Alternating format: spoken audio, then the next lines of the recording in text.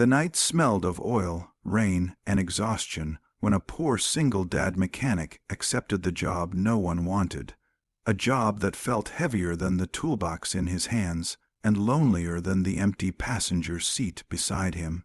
He stood under flickering garage lights, thinking about unpaid school fees, a sleeping child waiting at home, and the quiet fear that tomorrow might be worse than today.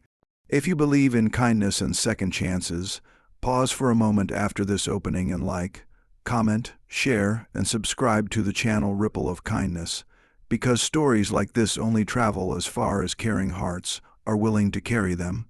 He was a single father named Daniel, a man whose life had narrowed into simple, urgent goals: keep the lights on, keep food warm, keep hope alive for his little boy.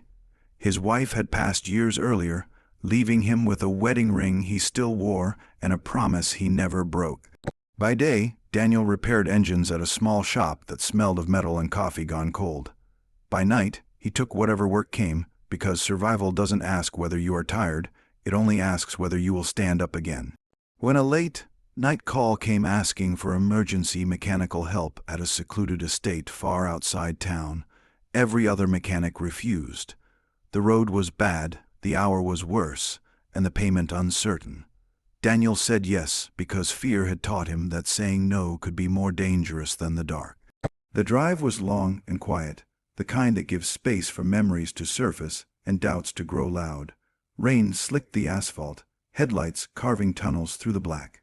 He thought about his son's breathing as he slept, about the lunchbox he packed every morning, about the way the boy smiled even when money was tight. The estate gates finally rose like a challenge rather than a welcome, iron and stone standing between Daniel and a world he had never touched. The car waiting inside was expensive beyond imagination, silent and stubborn, its problem hidden deep within a system that most mechanics never faced. Daniel worked anyway, fingers numbing, mind racing, heart steady. He took apart what others feared, tracing wires and listening to the language of machines the way some people listen to prayers. Hours passed. The night grew thinner. He improvised, adapted, trusted his experience more than manuals that weren't there. He remembered his father teaching him to fix things not just to earn money, but to restore dignity to broken objects and broken days. When the engine finally responded, a low, obedient hum rising from silence, Daniel leaned back against the cold stone and breathed like someone who had just surfaced from deep water.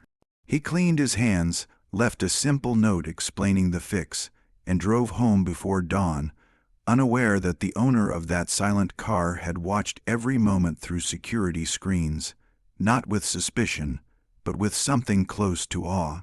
Morning arrived without ceremony. Daniel packed breakfast, tied shoelaces, kissed his son's hair, and prepared for another long day. Then came the knock, sharp and impossible, at a door that rarely opened to visitors. On the other side stood a woman whose presence seemed to bend the light around her, calm and commanding, dressed with effortless elegance, yet carrying a tiredness that money could not erase. She was a billionaire female CEO, known in headlines for building empires and breaking ceilings. But in that moment, she was simply someone who had seen honesty in the dark and followed it to the source. She had driven through the night's aftermath to find the man who did not walk away. She had read his note, precise and humble, charging far less than the work deserved. She had learned his name and his story from public records and quiet inquiries, discovering the weight he carried without complaint. Standing there, she saw a home that was small but warm, a child's drawings taped to the wall, a mechanic whose eyes held both caution and pride. Daniel felt the distance between their worlds like a cliff, yet something in her gaze bridged it, recognizing effort, resilience, and a decency that could not be bought. What followed did not change his life in a single, dramatic sweep, but it shifted the ground beneath his feet. The CEO spoke of integrity as currency, of trust as the rarest asset. She spoke of a company struggling to build vehicles meant to last, machines designed not for flash but for reliability, and how she needed people who understood the soul of mechanics, not just their surface.